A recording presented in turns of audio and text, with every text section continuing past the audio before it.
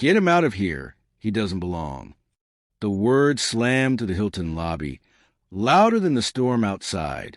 Michael's hand jolted, the tray of glasses rattling as laughter pierced the marble air. No one cared about the sting on his face, only the manager's smirk as he leaned closer to a guest's wife. And just before the glass slipped from Michael's hand, he caught something in her eyes, a secret that could set the whole lobby on fire. Michael had been invisible for 3 years at the Chicago Hilton. Every day he moved through that marble palace like a ghost, serving champagne to men who wouldn't meet his eyes. They saw the uniform, not the man inside it. But Greg Patterson, the lobby manager, saw something else, a target. Tonight, Greg's cologne hung thick in the air as he whispered something to Mrs. Victoria Ashford, her diamond necklace catching the chandelier light. Her husband was upstairs, probably buried in business calls, completely unaware. The rain hammered against the floor-to-ceiling windows as Michael approached their corner. Victoria's laugh was nervous, forced. Greg's hand brushed her shoulder, lingering too long. Michael's jaw tightened, but he kept his face blank. Years of practice had taught him that much. He set down fresh cocktails with steady hands, though his heart was racing. That's when Victoria's eyes locked onto his. And something passed between them. Not flirtation, not pity, something else entirely. A warning? A plea? Michael, buddy. Greg's voice dripped with false friendliness. Why don't you take your break? We're having a private conversation here. The emphasis on private made Victoria flinch. Michael noticed her hand trembling around her martini glass. He should walk away. He'd learned that lesson 100 times before. Keep your head down. Stay invisible. But something in Victoria's expression stopped him cold. She looked terrified, and suddenly Michael realized this wasn't flirtation at all. Before he could move, Greg stepped closer, his breath reeking of whiskey. You deaf or something? I said get lost. His hand shot out, shoving Michael's shoulder hard enough to make him stumble backward. The tray wobbled dangerously. Around them, guests turned away, suddenly fascinated by their phones, the artwork, anything but the scene unfolding. Michael caught his balance, heat flooding his face, not from embarrassment, from something older, deeper, a rage he'd swallowed for 32 years. Please, Victoria whispered, so quietly only Michael heard. Her eyes darted toward the manager's office, then back to Michael. He has my... Greg cut her off with a laugh, grabbing her wrist. Victoria here was just telling me about her husband's business troubles. Real shame when a man can't keep his empire together, right? The threat hung in the air like smoke. Michael's mind raced. What was happening here? This wasn't just harassment. This was something darker.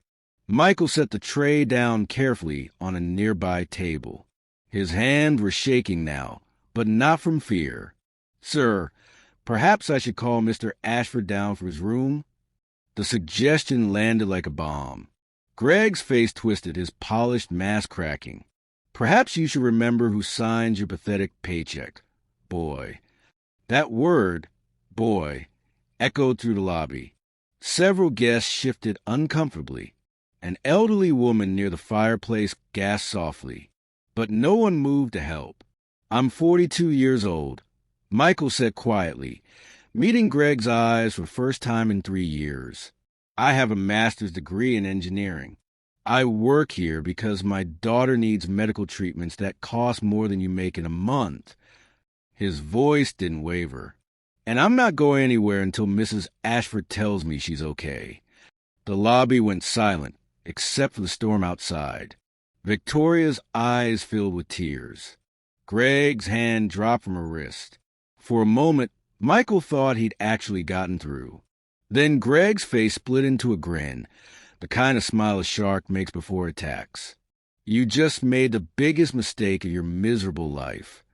He pulled out his phone, typing rapidly. Security is coming to escort you out. And I'm personally calling every hotel in Chicago to make sure you never work again. How's that daughter going to get her treatments now? The cruelty was casual, practiced. This was his first time destroying someone. Victoria stood abruptly, her chair scraping against marble. Stop. Her voice was stronger now, carrying across the lobby. Just stop, Greg.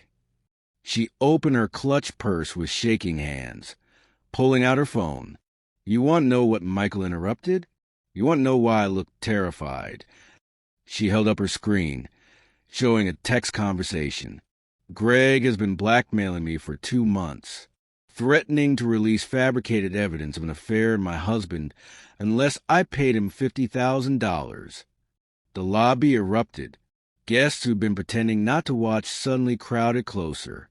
Greg's face went white, then red. She's lying. But Victoria wasn't finished.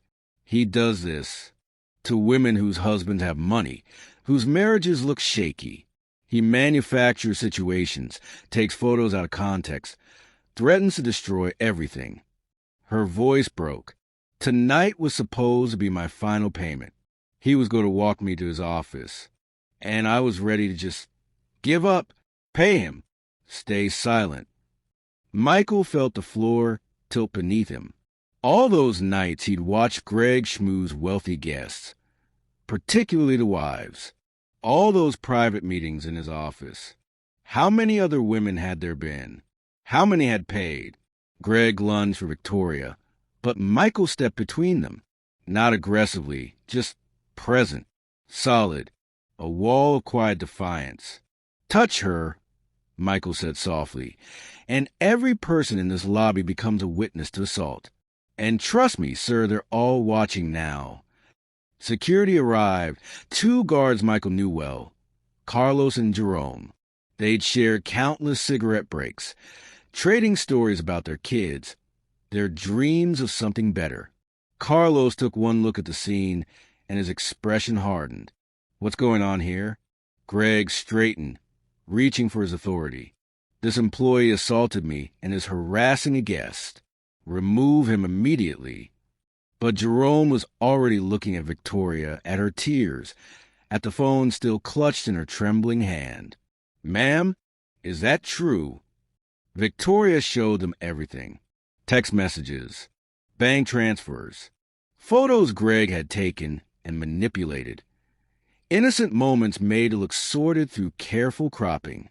There were 3 other women in the conversation thread, all sharing their stories, all too afraid to come forward alone. The evidence was devastating. Carlos radioed for the police while Jerome quietly asked Greg to step into the office. The manager's swagger evaporated.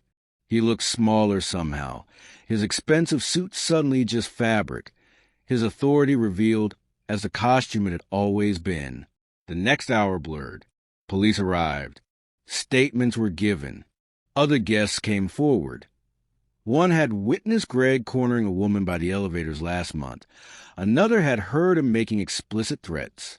The hotel's general manager appeared, face gray with horror at what had been happening under her roof. Michael stood with Victoria until her husband came down, until she felt safe enough to tell her story again. Robert Ashford listened, held his wife, and thanked Michael with tears in his eyes. When the police finally led Greg out in handcuffs, he locked eyes with Michael one last time. The hatred that was pure, undiluted. But underneath it, Michael saw something else. Fear. The kind of fear that comes when a man realizes the people he'd counted on staying invisible had finally been seen. This isn't over, Greg hissed as they pulled him toward the door. Michael didn't respond. He didn't need to. It was already over. The general manager, Patricia Chun, approached Michael as the lobby slowly returned to its usual rhythm. Mr. Thompson, I need to speak with you. His stomach dropped. Here it came. The firing, the blacklist, exactly what Greg had promised. He'd stood up, and now his daughter would pay the price. Patricia must have seen his expression because she shook her head quickly. You saved this hotel from a lawsuit that would have destroyed us. More importantly, you saved God knows how many women from that predator. She paused, weighing her words. How would you feel about a management position? Michael couldn't speak. His throat had closed completely. We need people with integrity, Patricia continued. People who see others as human beings, not opportunities or obstacles. Your daughter's medical insurance would be comprehensive, naturally, and there's a significant raise involved. Around them, guests were watching again, but this time there was no contempt in her eyes. Several were smiling. The elderly woman by the fireplace started clapping, and others joined in. Michael felt something crack inside him. 3 years of swallowed dignity finally breaking free. That night, after his shift, Michael stood in the lobby he'd haunted like a ghost for so long. The marble looked different now. Less like a palace he didn't belong in, and more like just a building. Beautiful but not sacred. The chandelier was just light. The wealthy guests were just people. Some kind, some cruel, most somewhere in between. He pulled out his phone and called his daughter. Emma? Yeah, baby. Daddy's coming home. And guess what? Remember how you wanted to go to that space camp? His voice cracked with joy. We're going to make that happen. 6 months later, Michael stood in the same lobby, but everything had changed. He wore a suit now, managed a team, helped shape policy to protect both employees and guests. Victoria Ashford had become a friend, using her resources to help prosecute the case against Greg and support his other victims. The trial had been brutal but successful. 15 years minimum. The story had made national news, sparking conversations about workplace harassment, about who gets believed, about the invisible people society trains us not to see. But the moment Michael treasured most had nothing to do with recognition or revenge. It was small, almost invisible to anyone watching. A new server, young, black, nervous on his first day, dropped a tray near the bar. Glasses shattered. Guests turned to stare. The kid's face went rigid with shame and fear, waiting for the humiliation Michael knew too well. Michael walked over calmly, grabbed a broom, and started cleaning up alongside him. First days, always rough, he said quietly, loud enough for nearby guests to hear. You're doing fine. Let's get this cleaned up together. The lobby that had once felt like a battleground became something else. A reminder. Every shift, Michael saw people others looked through. The housekeepers, the bellhops, the kitchen staff. He saw them clearly, learned their names, listened to their stories. Some nights he still caught himself reaching for the old invisible armor he'd worn for years. But then he'd remember Victoria's terrified eyes, that moment of choice, the way everything changed because one person decided to be seen. The storm had passed, but it had washed away more than just rain. Years from now, guests would check into the Chicago Hilton without knowing the story behind the black man in the well-tailored suit greeting them with genuine warmth.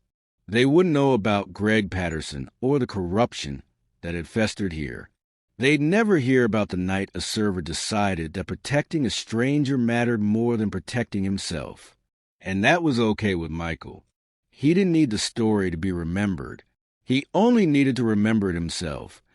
That moment when he chose to matter, when he refused to stay invisible, when he lit a match that burned away to rot and let something better grow in its place.